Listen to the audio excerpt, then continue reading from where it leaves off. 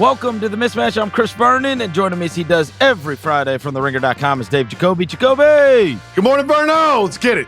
Man, we have had a ton of stuff that has gone on this week. First things first, our thoughts and prayers, obviously, to our brethren, not only at Spotify, but all of our friends and family that are in the state of California. This has been an incredibly hard week for everyone, and hopefully we can give you a brief respite from the trauma that has gone on throughout the week as we talk about some basketball. It's always hard when there's something so serious going on, but our thoughts are with everybody out there. And as you know, many of our coworkers and their friends and family have been going through this as well. And so hopefully everything can get solved rather quickly. Our job is to talk about basketball, so that's what we're going to be doing today. But we'd be remiss if we did not mention that we are well aware of everything that has taken place on the news and how hard it has been for everybody there. Bradley Beal has gone to the bench, and it's worked. It's weird. No. So here's my question for you about this. Was Bradley Beal going to the bench at its very core? If you're being 100% honest and you're Coach Bud or you're Ishbia, whoever, Isaiah Thomas, whoever runs the Suns nowadays, was moving him to the bench in attempt to fix the on-court basketball problems the Phoenix Suns were having and maximize Bradley Beal's effectiveness? Or was it, let's piss Bradley Beal off enough so he will waive his no-trade clause? Because it seems like both things were the intention and they're both happening. That's where I would land. I would land that, look, sometimes when you're not playing like 2K, as we've talked about many times, you're augmenting your stars. There's got to be guys that don't need the ball in order to get the most out of them, okay? Yes. And when you have a plethora of guys that are fantastic with the ball in their hands, then you need to augment them with role players. It's stars and role players. That's the way great teams are constructed.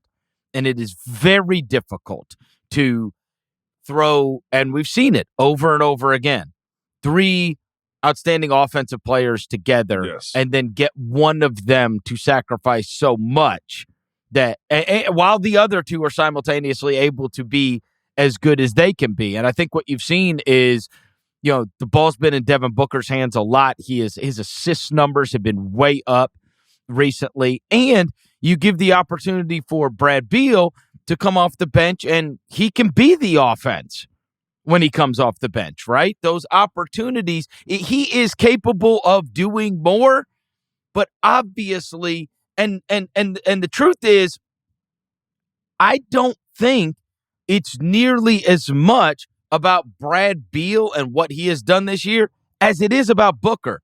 Yes. The dirty little secret is that Booker's been bad. Thank all you. year. It's not no. So did this improve Booker? Bad.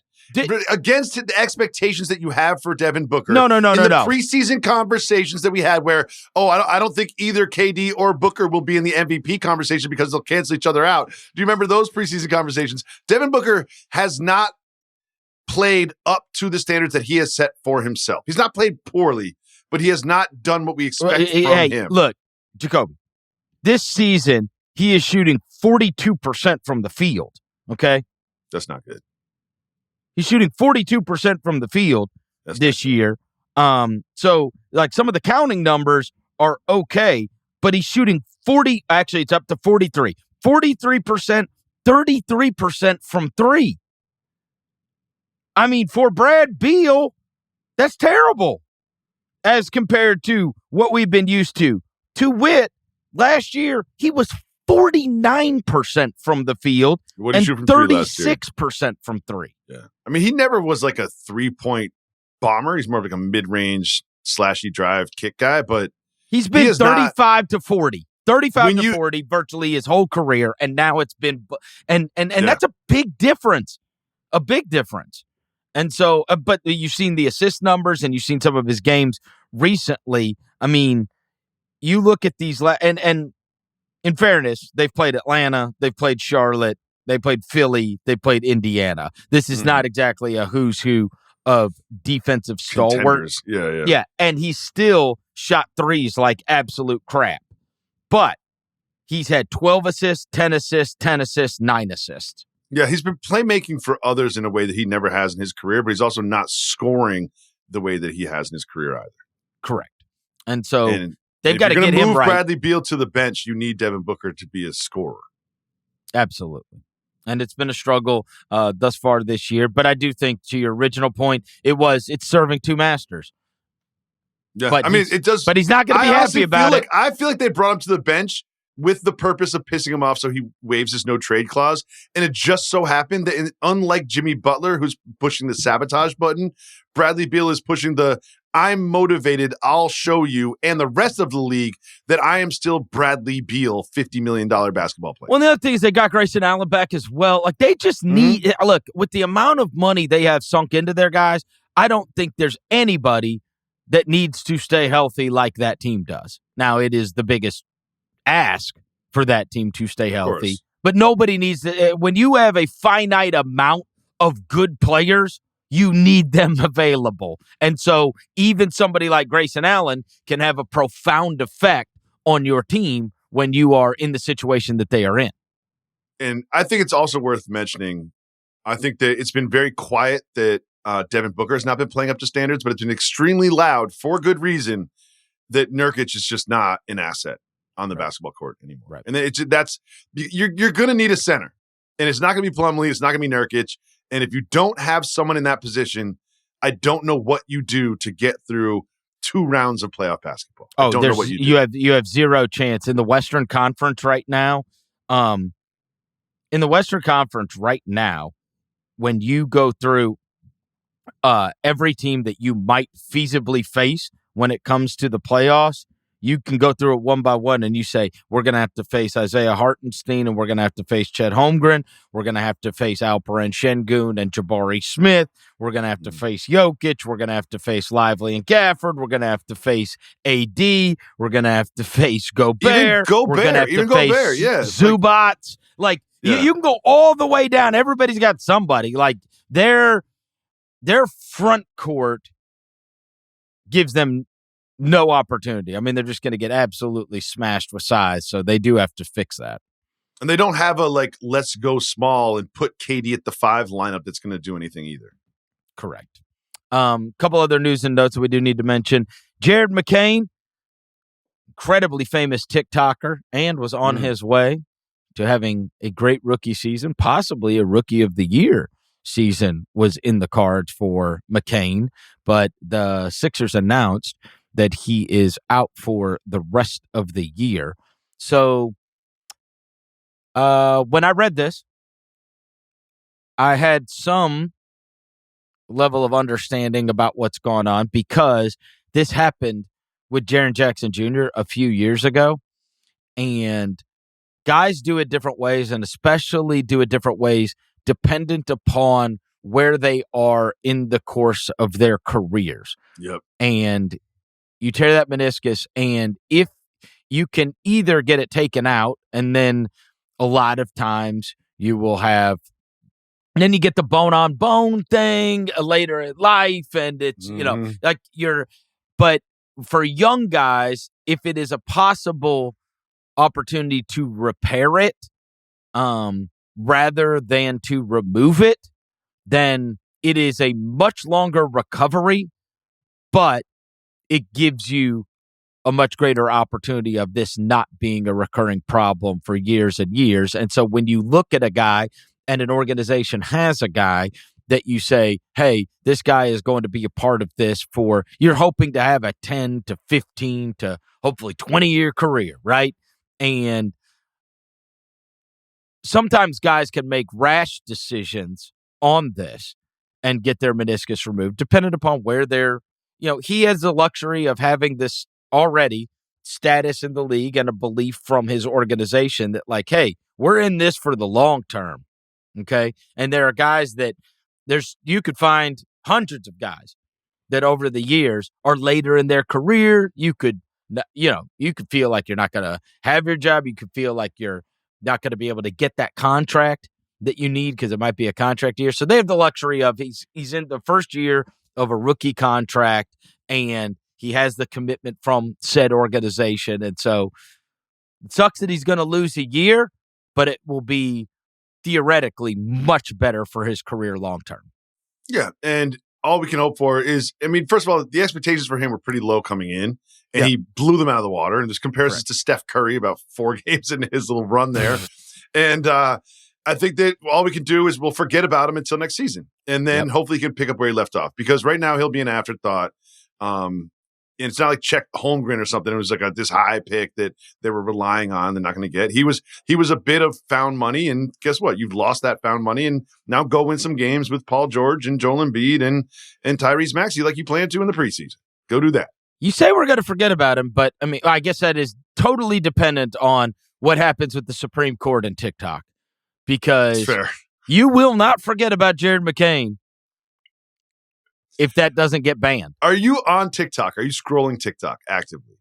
Yeah. See, I would say it's a distant third. Yeah. It's a distant third. I would say Instagram, Twitter, and I'd say TikTok is a distant third for me. I'd say it's third, but that's too loud. That's because of my age. Yeah, mine too. And I've got Jacoby on soup on TikTok where every once in a while I'll post a soup that I eat because I love soup. But outside of that, I don't have a lot of engagement on TikTok. And I don't even mess with Twitter X that much anymore. Right now, it's just people yelling at you about the Thunder in my mentions. Thunder, we should mention that the Thunder lost to the Cavs. We should mention that before we move on. It feels like an hour. It feels like 7 years ago because it was, Wednesday night. But, the Cavs got a good win. Cavs looking good. Perfect segue, Jacoby, because we're about to go into what we love and loathe from this week in the NBA. And the team I loved was the Cleveland Cavaliers. They enabled me to perform on this show today because, as I mentioned in our first early in the week when we recorded, if Oklahoma City would have gone and beaten the Cleveland Cavaliers, I don't know if I'd have been able to show my face. Oh, I see. Oh, I see what's happening. The team that you love is actually the team that beat the team that you love. Therefore, you love them. The transitive properties are fully in play here. I understand how this works. You just happen to pick today to celebrate the Cavs because they happen to get a big win over the Raptors, or because Wednesday night they beat the Thunder. Your Thunder. Your nemesis. I'm doing your big brother, your father. Because the 1996 Spurs are the only ones that have had a better home record thus far than the Cleveland Cavaliers do. They're 20-1 at home, Jacoby. 20-1 so far this season. They have won 12 straight games. And they've done it 6 times in their franchise history. They've done it twice already this year. Obviously, Donovan Mitchell unavailable for last night's game, but Darius Garland then stepped up with a 40.9 assist game, and you had the 2 big guys, Mobley and Allen, both be simultaneously fantastic once again. And I do want to give a slow clap. I did tweet about this on Wednesday night. You and I were looking forward to a game that was going to feature a 31-4 team and a 30-5 team so much. And we knew that this was going to be like kind of standalone. It's on a great night to have it. And it's going to be on ESPN. And it's going to be at 6 o'clock. So it's an early game.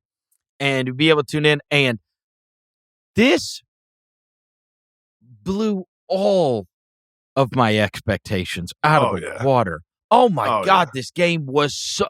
I got done watching that game, and I'm like, both of those teams are absolutely awesome. And that was so high level. Everything about it was perfect. I'm not kidding. Regardless of the outcome of that game, and I know you're going to bust me on that, but regardless of outcome, it was perfect because I think what you had these teams able to scout each other and put in some wrinkles that you saw come to pass in that game. You saw them both have no games since Sunday, right? So you didn't have somebody have like 3 and 5 flying nights in or from come back Utah on a the night before or back-to-back. whatever. Yeah, it was like this felt setup like was game perfect. 1 of a playoff series. It really did, right? Where they got the opportunity to do a better scout on each other than you normally would. And then I thought both of them played great in this game. Somehow I walked away being like, those are the 2 best defenses I've seen. And it was like 129 to like 135. I mean, you're trying to look, anybody, if you try to dribble around that Oklahoma City Thunder team. Don't pass it. Don't pass it. Oh my God. And then Cleveland with some of the, obviously their size was a huge problem. And so you foresee a circumstance where it's like, hey, maybe this would be different if they would have had Chet Holmgren in there to go alongside Hartenstein. You saw the activity from Mobley, the activity from Jared Allen, how profound that was. You saw this bench heater that Ty Jerome pulled off where he had the 15 points in the 12 minutes. Verno, hold on. Yeah. Donovan Mitchell was pretty bad in that game.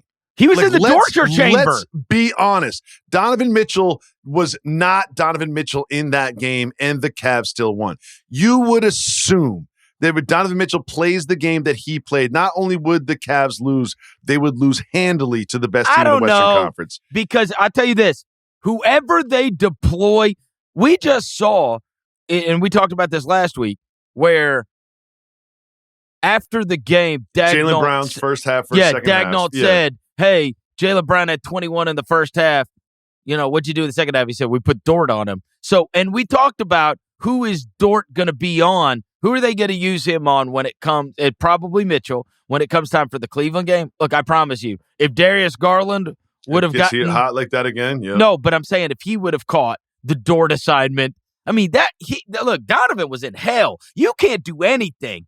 And that's where he is super profound, is because he's like a linebacker out there, and he's just on your neck from the minute the game starts. He is such a defensive presence, Dort is. So I don't bang on Mitchell so much for that game. To me, that was a lot more about Dort than it was Mitchell. Well, so what I'm saying is for the Cavs to win that game against that opponent with their best player not playing their best, it makes it more impressive. And I'm not going to make too much of these 2 losses that the Thunder have had in like the last year or whatever, but in both the loss to the Bucks and the loss to the Cavs, you just look at Chet in street clothes and you say they need Chet. They need someone else. Hartenstein is trying to do everything he can, but there's only so much you can do when you're going up against Allen and Mobley, who are playing great. It's almost impossible not to have 4 fouls in the middle of the third quarter, which he did. And it just limited everything that he could do. Like, they just need a second big that's not the other Jalen Williams. Like, they need Chet Holmgren. Well, he's on their bench, yeah.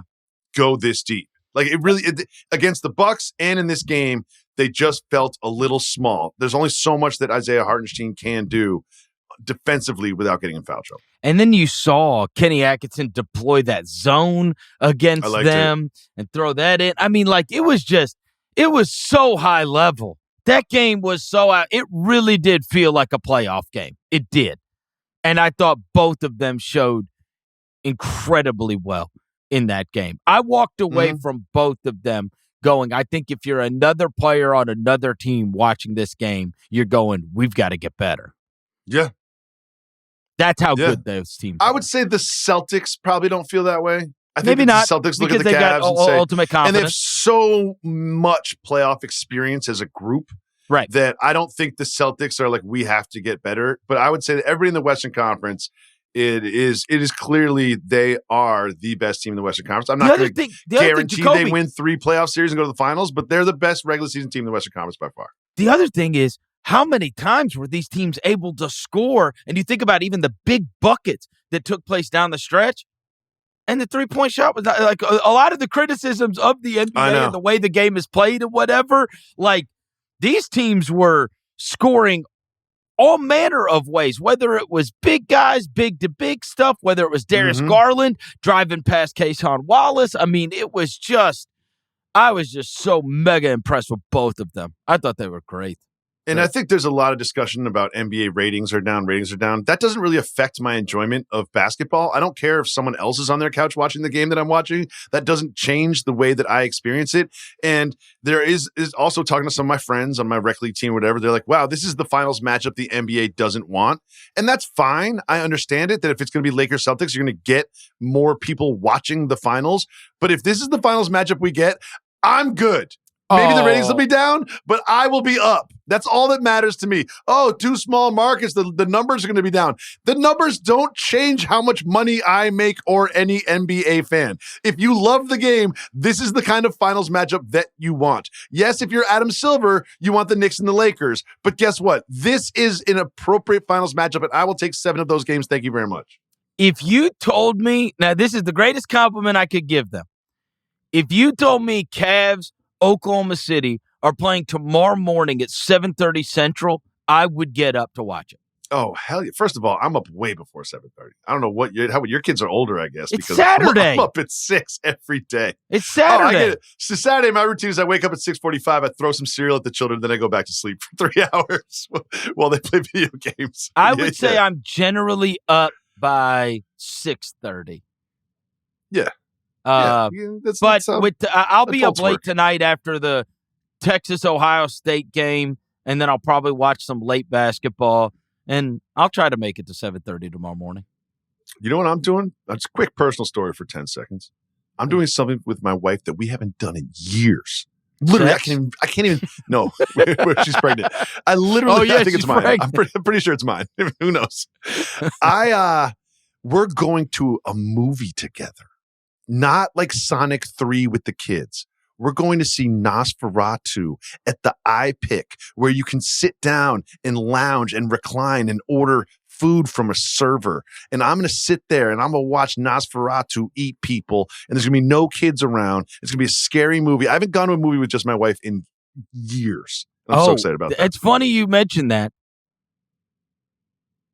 I cannot remember the last adult movie I saw in the movie theater. I'm not kidding. I go to every kid's movie. I've seen Red 1 twice, and it's January 10th. I'm trying to think. I'm not kidding, Jacoby. I cannot remember the last adult. That's why I brought it up. Like an adult movie? Yeah. It doesn't happen. Like just for funsies, going to the movies does not happen when you get to our stage in life. I'm excited about that. But let me tell you the team I love this week. It might be no. It really might be the depressing Lady Gaga, Bradley. No, you saw Star is Born? On my birthday. I didn't know how it ends. You went to a Star is Born? I didn't to watch know. Lady Gaga and Bradley Cooper have like a love story? Bro, I didn't know how it ends. I didn't pay attention to the one from the 80s. I was like, oh yeah, Lady Gaga and Bradley Cooper. I've tried to watch that before, and I'm on an airplane. I just fell asleep. Bradley Cooper now has like a cheesesteak shop in like the East Village in New York. He's like slinging cheesesteaks. Like he's back there in the kitchen, like chopping up cheesesteaks. Is he really? Yeah. Then let's go when I come to New York. We're gonna go. I'm not waiting online for a cheesesteak. I'll make you a cheesesteak. I make great cheesesteaks. All right. Moving on. Nosferatu. Team that I love. Nosferatu. I'm excited about Nosferatu. I like horror movies. Moving on. Team that I love. Okay. You saw them up close last night. And I'm not talking about the Grizzlies. It is the Houston Rockets. Since they've lost to the Celtics, they've won 3 straight. Alpi Şengün. He's an all-star. Can we agree on that? Yes. He'll be an all-star. And he had 32 last night, 12 for 20. 26 against the Wizards. It's the Wizards, 12 for 23. He averages 20 and 10, shoots 50% from the floor, and he averages 5 assists. And you know, one thing I love about basketball are unnecessarily fancy passes, and Alperen Şengün will give you 1 a game. I love his game. One of the criticisms about the Rockets is they don't have that give this guy the ball, get out of the way, crunch time score. They don't. Jalen Green is supposed to be it. He's not. It's not Fred VanVleet. They've got a lot of great players, but no sort of singular give this man the ball and he'll get you a bucket star. And They don't truly have that, but Alpi is the closest thing they have. And he can score on bigs. He can score on smalls. He's crafty. He's got great footwork. I love this Rockets team. I love their defense in particular, but I'm on an Alpi kick, and he kicked your Grizzlies' ass last night. The Rockets are the team that I love this week. I will say I'm not gonna try to throw any water on it, but I text you at the end of the third quarter, and I said this guy is murdering the Grizzlies. He's got 31 and 13. He ended with like 32 and 13. He ended with 32 and 14. So he had 1 and 1 in a fourth quarter where they scored 18 points. So save me the go-to score thing. You know who he reminded me of? Wasn't that close. You get a lot of the Jokic, ridiculous, like the baby Jokic stuff with him. Yeah. He reminds me, he reminded me much more of Sabonis last night. That's who he reminded me of. Arvydas or DeMontis? DeMontis. Oh, who is awesome and underrated as well. Yeah, sure. And is I don't see that comparison. He is a load to deal with. And Domantas Sabonis is kind of like a boring, good basketball player, and Sengun is more of like an exciting, pretty good basketball player. Oh, stop. But that's ridiculous. I will say this. Here's what I want to say about the Rockets as the team that I love this week, and I want to hear what you think about this. I do not want them to make a single significant move at the trade deadline. Just go into the playoffs with this team and lose in the first round. Good, that's fine. No. That is fine. Losing 6 in the first round or get to the second round and losing 6. But like for them to bring on a Butler or like a Levine or some sort of like, we need a go-to scorer, playmaker guy to make a title run. This isn't the year for that. You're progressing great. You finished the season on a hot streak last year, didn't make the play-in, fine. Then you're going to be a playoff team or a play-in team this year, guaranteed. Just progress naturally with the team that you've drafted, aside from Van Vliet, who you acquired. Just keep it moving in this direction. The team I loathed was the Memphis Grizzlies. What? So since we're already talking about that. Oh, this was a pitiful week. They beat the hapless Dallas Mavs, who, by the way, responded by getting 2 good wins in a row. Yeah, they did. Without they had their a good guys. win last night. They were but down bad. The game on Monday night was the dregs. But Memphis has lost 3 out of 4 games. I know they have been without their guys. Not last night. They gave up 20-something three-pointers to the Golden State Warriors. They gave up 20-something three-pointers to the Sacramento Kings. Over the course of the past week, they have given up 45-plus in 2 different first quarters, including last night. Wait. 45 points in 2 different fourth quarters? First to the Kings, and then they did it again last night. The other thing is, and then they got their guys back last night with Ja Morant, Desmond Bane, Santi Aldama. They all came back into the lineup. But and here's the thing: there's at some point, you got to stop talking about the type of basketball that is not best suited for them, and that is. And I've said this many times on this podcast, and we've talked about other teams that young teams, in many cases, struggle with this. That when you're playing a ton of dead ball basketball, right? And last night, I mean, look, if the Rockets could make free throws, they would have run the Grizzlies out. Okay, but they couldn't make free throws last night. Okay, Sengun couldn't make. I mean, they just could not make their free throws, or they would have run them out. So let me just say, I am not saying this game. If anything, this game, with the way it was officiated, if the Rockets would have made their free throws, they would have killed them, right? But there is no basketball game on earth, okay, that should have 71 free throws. Jacoby, I do the postgame show. We didn't go on the air until 9:45 last night. Ew. And so, look, whether it was the Dallas game, whether it was the Clippers game, whether it was this game, the answer is not these games should not all be this way. The answer is these games are, in many cases, this way, and Memphis can't win those. You have got to be able to win those. The ones that turn into slogs, the ones where you don't get to just run up and down the court and play consecutive possessions on a regular basis, right? Like those other games. And in many cases. Remember we were talking about the Cavs Thunder game? Correct. That flowed. Flowed. That win. That was the perfect basketball contest in the perfect spot from two great teams. It was the antithesis of what you are discussing now, but continue. Correct.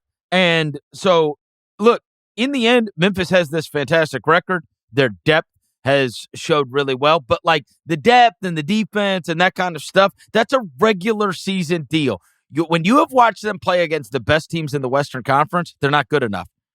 And that's why you've seen their name come up so often, whether it has been going back with OG Anunoby or Mikal Bridges or Dorian Finney-Smith or more recently Jimmy Butler. They've got to be additive because the depth, you don't need depth when it comes to the playoffs, right? And Memphis has got to keep their guys on the court. And they have got to show the ability that they can compete with the best teams. They obviously got a good win against Boston earlier this year. They've had some good wins throughout. But going into last night's game, they had Ja Morant, Desmond Bane, and Jaren Jackson Jr. on the court together all 199 minutes. I mean, that is the equivalent of 4 games, which they played 38 Grizzlies guy, let me now. ask you a real question. Yeah. So you've chosen your team as the team you loathe this week. The team for this week. You're not at every game. You're at every practice. You do a show from the facility every day. I'm not question at every for practice. you is that you don't play in the practices, but you attend them. So my question for you is this. What trade do you actually want to see happen for your team that you love so much that you loathe this week? So you're admitting there are weaknesses. You're admitting there are areas of improvement. You're admitting that there are players out there in the world that have been rumored as potentially landing in Memphis. What deal do you want to see them make? You've got to look, they have been searching for it even since when they had Dylan Brooks. You have to get a real 3-and-D guy. Who's that? End of story. Who's that? I mean, it was Dorian Finney-Smith. That one. He sounds like a 3-and-D guy. Because Cam Johnson's not. He'll give you the threes from time to time. Right. He's not stopping anybody. Who's the best defensive player on the Grizzlies? They have a great defensive team. It's Jaren Jackson. Who's the best perimeter defensive player? Are you serious? Jaren Jackson had 6 blocks last night. I said Jaren Jackson. Who's it? Pippen? Marcus Smart would be the best perimeter defender, please. But he's always hurt. Marcus Smart. Marcus Smart is still guard. He's coaching. He is coaching. He can still guard. He is coaching right now. He's a coach. Marcus Smart is still guard. Do you want them to give to Jimmy Butler? That's not happening. It's not happening. Yeah. No. I don't see it happening either. It doesn't feel I don't know. Imagine if he picked up his player option, you had to pay him $52 million next year. And then imagine you have offered him extension for $150 for 3 years. No thing. Here's the team that I loathe. This is very simple, very quick. We don't discuss enough just how much the Toronto Raptors suck at basketball. I think that we talk about the Wizards all the time as being terrible. We talk about the Pelicans being terrible. And for some reason, we just breeze over the Toronto Raptors, who just absolutely are atrocious. In their last 16 games, they've won 1. They've won 1. We never talk about how bad they are. And here's something that I've been harboring for quite some time. It's a bit of an unpopular opinion because sometimes when the basketball nerderati gets so involved in a player that I will sometimes defer to them. Sometimes I'll be like, well, everyone else says that this guy's so great. So the nerderati must be right about this. The nerderati had crowned Scotty Barnes as this like future face of the league when he won Rookie of the Year. I'm just going to say it out loud now. It might be unpopular. I don't see it with Scotty Barnes. What is Scotty Barnes so good at? Because everyone told me it was defense, but I watched Darius Garland just go past him like he was a traffic cone last night. And what is he doing on offense? That's so great. He shoots 29% from 3.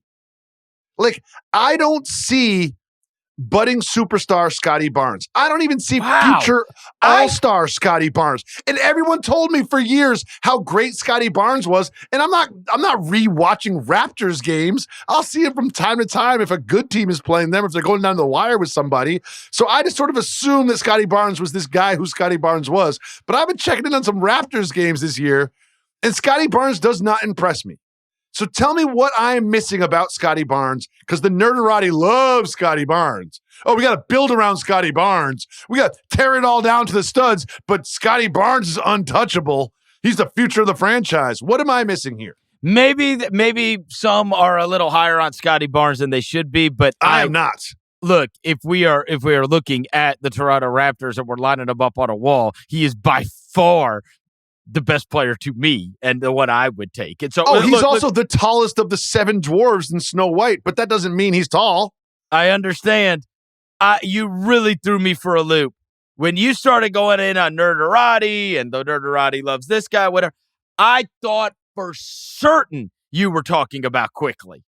No. Because when that trade took place, much like the Karl Towns trade, the New York bump created this scenario where people were like, oh, but you talk around the league and they got DiVincenzo. And then when they made that deal, it's like, when you talk around the league, there's RJ Barrett, but it's Emmanuel Quickly. And you look at their salary cap sheet and you just want to barf. Oh, my God.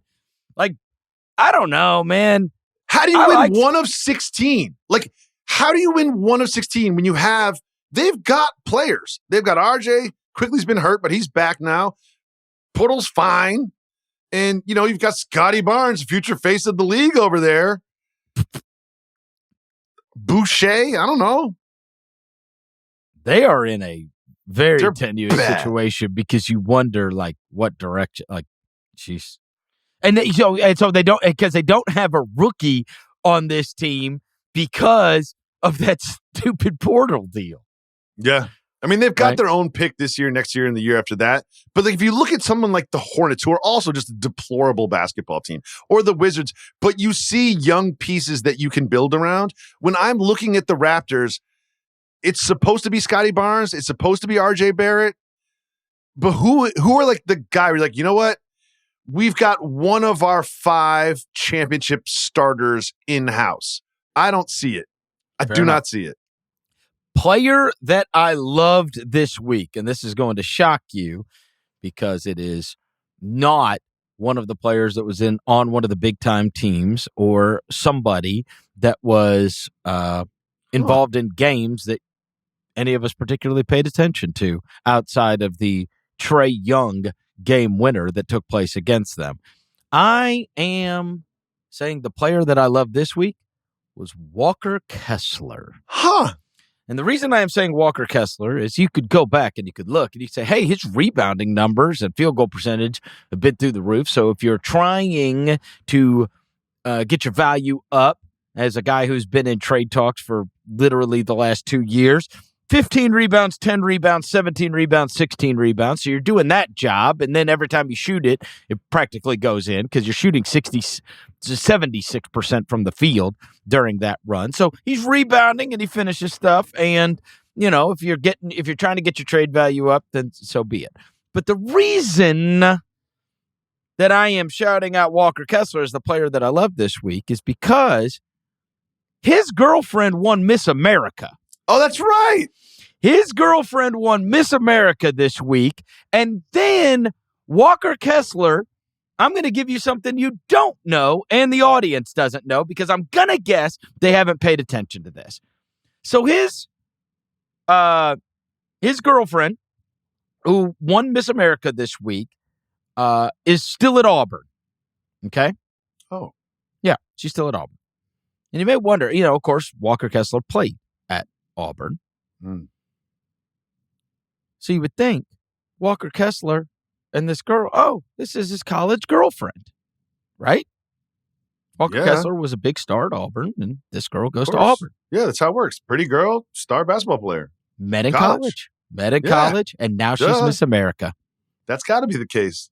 No. What?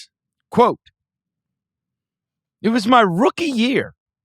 My mom and dad got invited to an Alabama-Auburn game.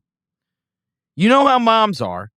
So she takes a picture of this random girl who's a dancer on the court. It says, "Do you know who this is?" I'm like, "Mom, you can't take pictures of random people. Like, that's weird." 3 weeks later, she texts me. Mom does. "This is her name, so you can have it." I was like, well, I might as well hit her up on Instagram, and the rest was history. Mom for the win. What? So you're telling me, I just want to make sure I have the facts straight. Yes. Mama Kessler is at a basketball contest between Auburn and Alabama in which her son is not involved. And she's watching sort of like a during the commercial entertainment, and the Auburn dance team goes out there, does a routine to the Black Eyed Peas or whatever. And first of all, this is something I thought only I did, focused on one dancer that's your favorite for the entire routine. But apparently Mama Kessler and I have that in common. And not only that, she takes out her phone, takes a picture of said dancer, sends it to Walker Kessler, her son, and is like, "Oh, by the way, this girl is the girl for you." And then 3 weeks later, somehow tracks down her name and sends that to her son. And now they're together. And now she's Miss America. I mean, Abby Stockard is her name. This is wild. It's amazing. What a mom. What a mom. What a scouting department to have. What a great recognition of talent she is. Mama Kessler not only she knows what's right for her son. I wonder if he mentioned that in his first Instagram DM to her. Oh, yeah. When did you reveal that in the relationship? Hey, I know this is crazy, but my mom thinks we should know each other. I don't think you can lead with that. That's not a great lead. I think that comes out date 5. It's almost like the movie where the buddy hires the prostitute to sleep with the friend, but the prostitute and the friend end up getting together. It's one of those things where it's at some point he has to be like, "Remember when I reached out and DM'd you? It's because my mom sent me your profile." How crazy is that? That's would nuts. think that they were college sweethearts. You know what the player I love this week is Mama Kessler. That's the player I love. I'm sorry. That's what he said. Mom for the win. Mom for the win. I was all prepared to do this Jaime Jaquez celebration for the player that I love this week, but the player that I love this week is Walker Kessler's mom. Jaime Jaquez, you can wait for another time to be celebrated on the Mismatch. Great week by you, but you've been supplanted. The player that I love this week is Walker Kessler's mom. Jaime, great job. You're doing great with Jimmy Butler out, but Walker Kessler's mom is the player I love this week. Player that I loathe. You always rope me back in, Zion Williamson. Earlier this year, and there's a clip of me saying, "I'm done. I'm done. I can't do it anymore." No, all Verno. It took was a breakaway 360 reverse windmill, and I was like, "Oh my God." And then, you want to hear something crazy? My son was on a school trip to New Orleans. Oh, that's exciting. And the school sends us this thing, and it's like, "Hey, we've gotten this great opportunity to take all the kids to an NBA game." Oh. Now, of course, my son goes to and watches the NBA all the time, so this is going to be exciting. And so they said, "We've got an opportunity while we're in New Orleans to go to a game. We're going to go. We got a group package on a great deal with a special thing that the kids are going to get to do." Basically, they were in whatever it's called, the fan tunnel. So when the players ran out, they got to high five them or whatever. Yeah. But they said, "And so we will be taking the kids to Pelicans Blazers on Wednesday night." And I texted him immediately, and I was like, "Oh my God, Pelicans Blazers." And then Zion played Tuesday night. And I was like, "Dude, you're going to get to see him." I'm like, "He just came back, and you're getting 360 dunk. You might actually get to see." I was like, that game just got cool. And then, of course, Zion sat out Wednesday night, and he watched the Blazers score 75 points on the Pelicans in the first half. Yeah. I'm still out on Zion. I don't care how many windmill dunks he has in front of no competition. I'm out. That was awesome. The better he plays, the worse it is because he's going to get hurt again and hit the bench again. And the Pelicans should just trade him for like 1 first-round pick. Seriously, just get off of Zion. If I'm the Pelicans, I'm getting off of Zion. He looked lean, Jacoby. He looked really lean. He did. He looked like he'd been working out. He looked lean. I cannot think of another player who desperately needs just a change of franchise, a change of city, a change of culture, a change of organization. And I'm not going to be so like dumb and thoughtless to be like, well, the food in New Orleans is the problem, because that's not it. They got fat fried food everywhere. Okay, that's not the problem. I just think that this thing with the Pelicans and Zion has not worked, and I'm not going to 100% blame Zion, and I'm not going to 100% blame the Pelicans, and we can argue about how to split up that pie, but who cares? The net is the net, and it's not working, and he needs a new team in a new city. I just want to see it happen. I got you, but he's 24, and all it took. I'm out. He ropes me back in every time. Verno, this is I'm upset. I'm disgusted by it. He ropes me back in every time. On a breakaway. It was awesome. Does a 360 and stares at the bench and acts like he's back. He's not back. He didn't play in back-to-back. And he looked. Whatever. That's the best he's looked. Someone since college. Gave him, while he was sleeping, someone gave him Ozempic once a week. That's what happened. Fine. While he was asleep. I don't care what he's on. The head of security for the Pelicans just has the key to his apartment and hits him up with Ozempic once a week. I just want to believe. I want to believe that it could happen. It's not going to happen. The player that I loathe is I really just had to workshop this one to get to where I wanted to go. The player that I loathe this week is Brandon Jennings. Now, I actually love Brandon Jennings. I think that Brandon Jennings doesn't get enough credit because you and I are of an age. We remember Brandon Jennings out of high school. He was so highly touted, and he ended up going to Italy for a year and playing pro. And at the time, it was absolutely unheard of. The idea that someone would forego like the American college system and get paid and play overseas and become a pro and get pro experience and live by themselves and be in a foreign country and experience all of that is something that Brandon Jennings did first. I can't say first unequivocally, but did early, did in a big spot, and was very influential and sort of groundbreaking for high school stars moving forward. I'll give you a crazy thing. I was in the middle, not personally in the middle of all of this, but at the time, my beloved friend Sonny Vaccaro was a weekly guest on my show, and he ushered all of that. Oh, yeah. Sonny's the one that made it happen, and then the Under Armour deal and everything else that took place. So, I mean, I remember that whole thing very, very well. And then, of course, he came as a rookie and had some really big moments. Oh, yeah. And it was like kind of, in some ways, it felt like, hey, maybe this is justified, that this served him well, even though he struggled in his 1 year over there. Yeah. And I think that he's a groundbreaker for that. And I think a lot of people poo-poo careers because they didn't play out the way that we wanted them to. But he got some buckets and got some big wins and had some games. And he is now, like us, in the media. And he's on Gilbert Arenas' show. And I don't do like media on media criticism. So I'm really just here to get to the Joe Mazzulla part. But what he did say was that Jason Tatum is like the softest superstar we have or whatever. Jason Tatum responded on Instagram. I'm not interested in that Celtics part. Superstar. Sorry, softest Celtics superstar. Sure. But this is why I am here, because of the Joe Mazzulla coins concept. Here's what Joe Mazzulla responded to when he was prompted about this back and forth between Jennings and Tatum, and I'll explain what the coins are afterwards. Here's Mazzulla.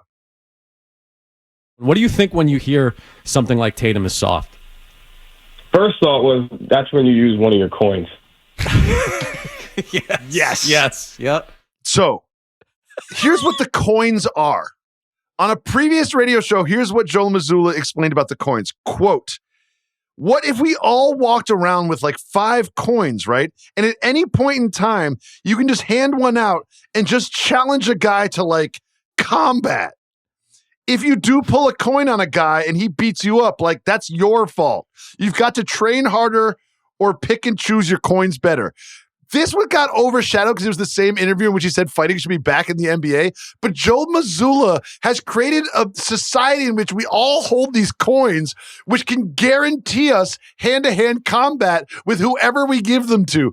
Joe Mazzulla doesn't just want fighting in the NBA. He wants fighting all over the place. He wants us to settle all of our disputes through fighting. And if you have 5 coins in your life, and he said one of those coins would be for Brandon Jennings. I just love the idea that Joe Mazzulla is just a psychopath with violence and the town and the Celtics on his mind at all times. He is not like the rest of us.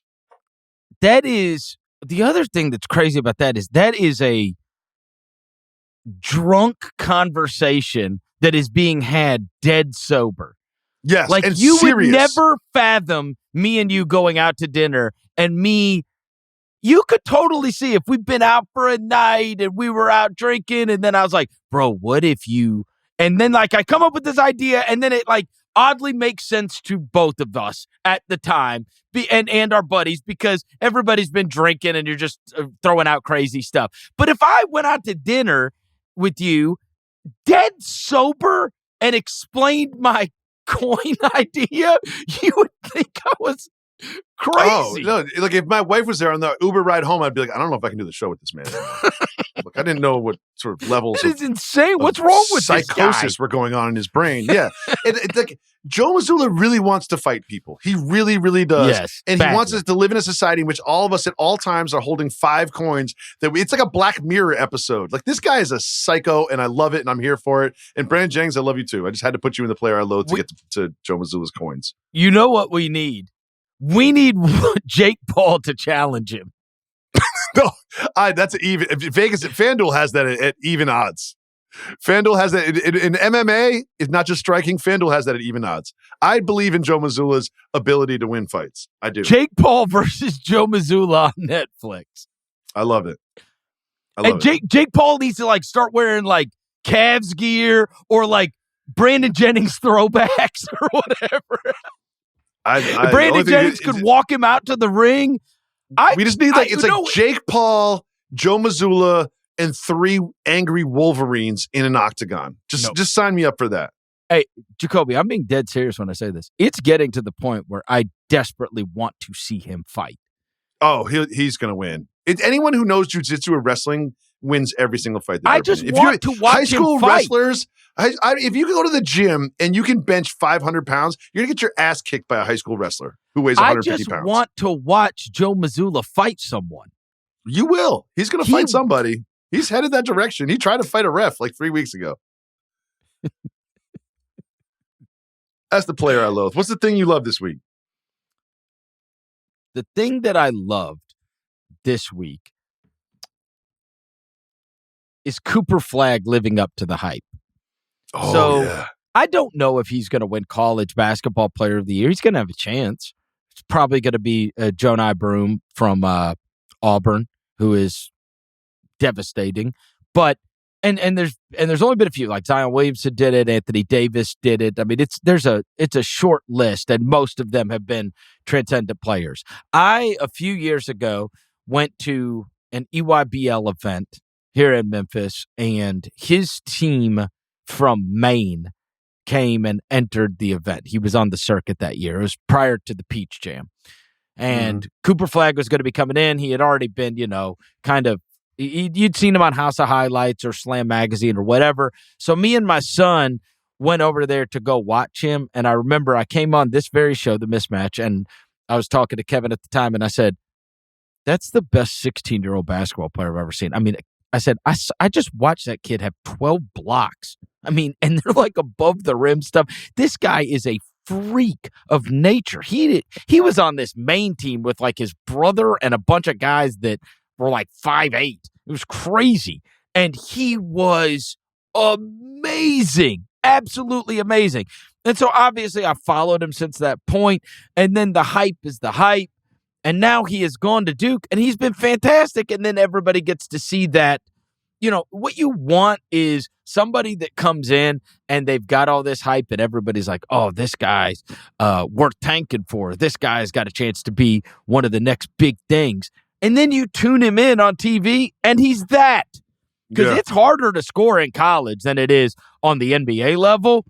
Oh my God, Jacoby! I mean, trust me when I tell you, there's going to be people that knock it.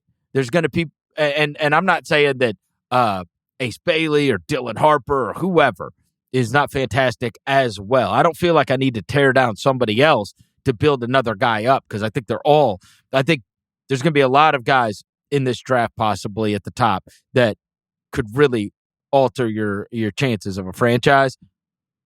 But I foresee no circumstance he is not awesome as a pro, and I feel like he's gone into Duke, and if you flip it on, he shows you that because you think about what he's going to look like in 2 and 3 years if he fulfills his potential. Brother, he's awesome. Awesome.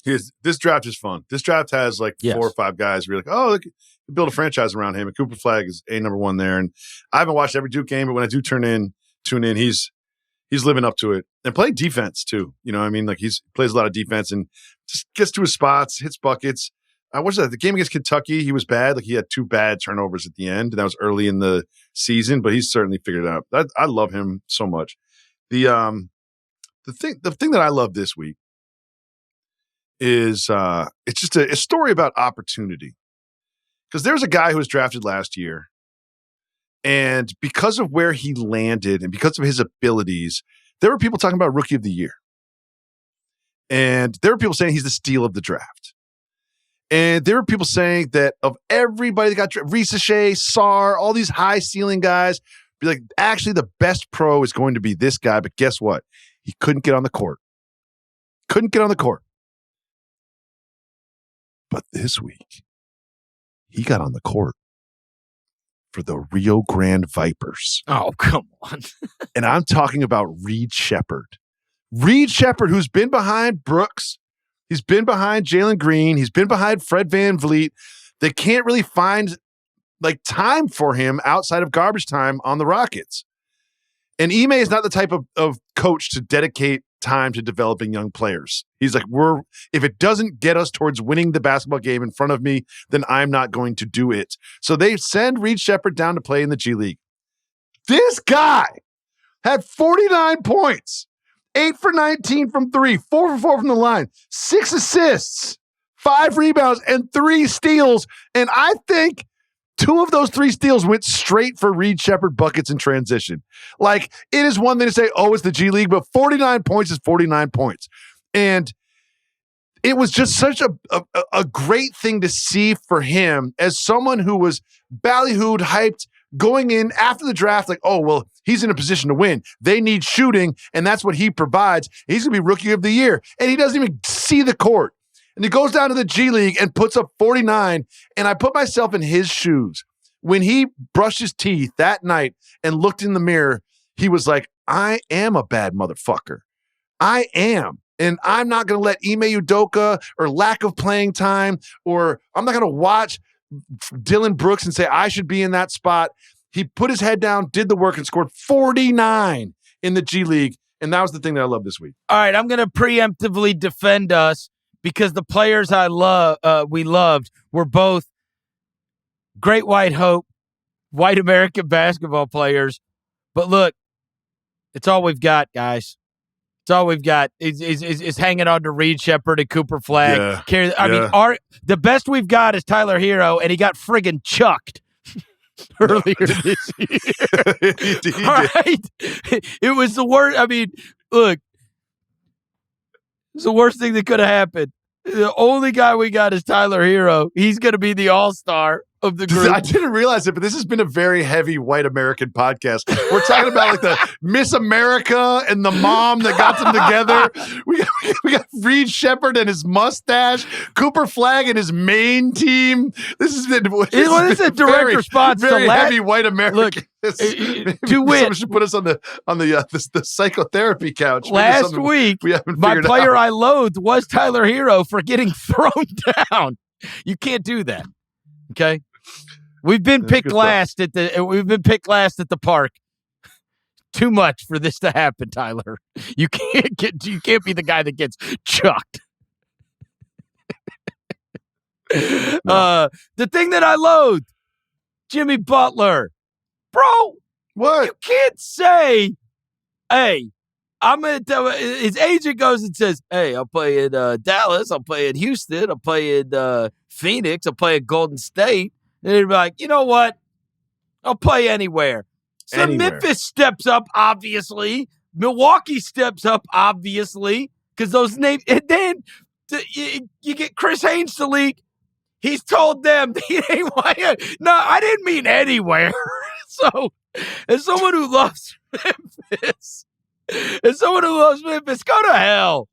I love this. Man. He's like, so Memphis starts being like the leader in Right. like the odds, and all of a sudden he's like, whoa. When I said I'll play anywhere but here, I didn't mean Memphis Or Milwaukee.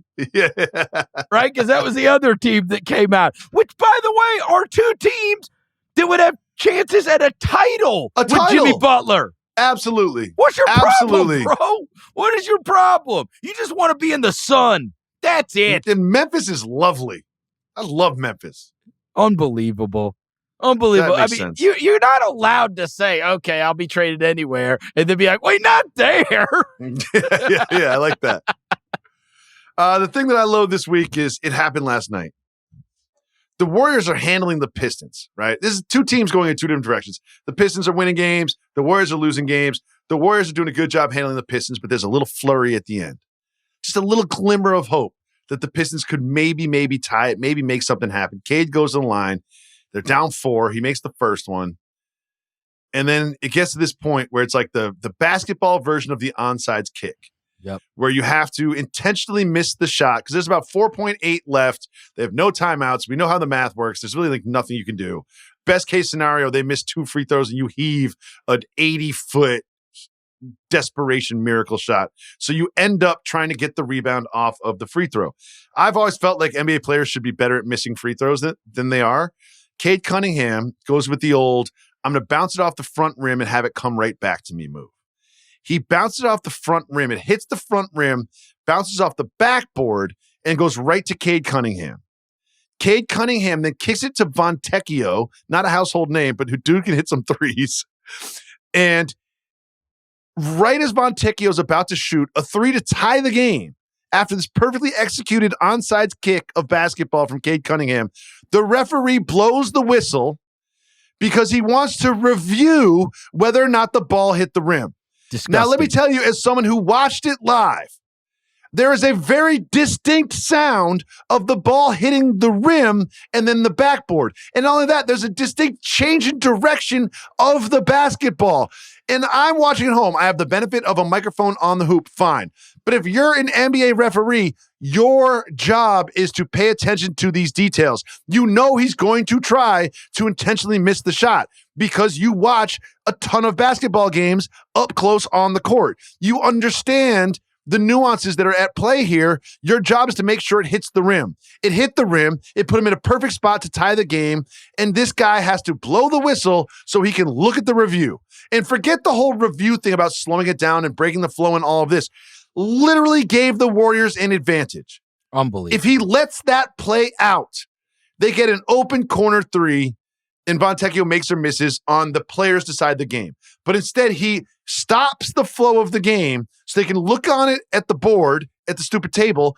Takes them way too long to see what everybody saw in the live shot, which was that it hit the front rim and then went back to Cunningham.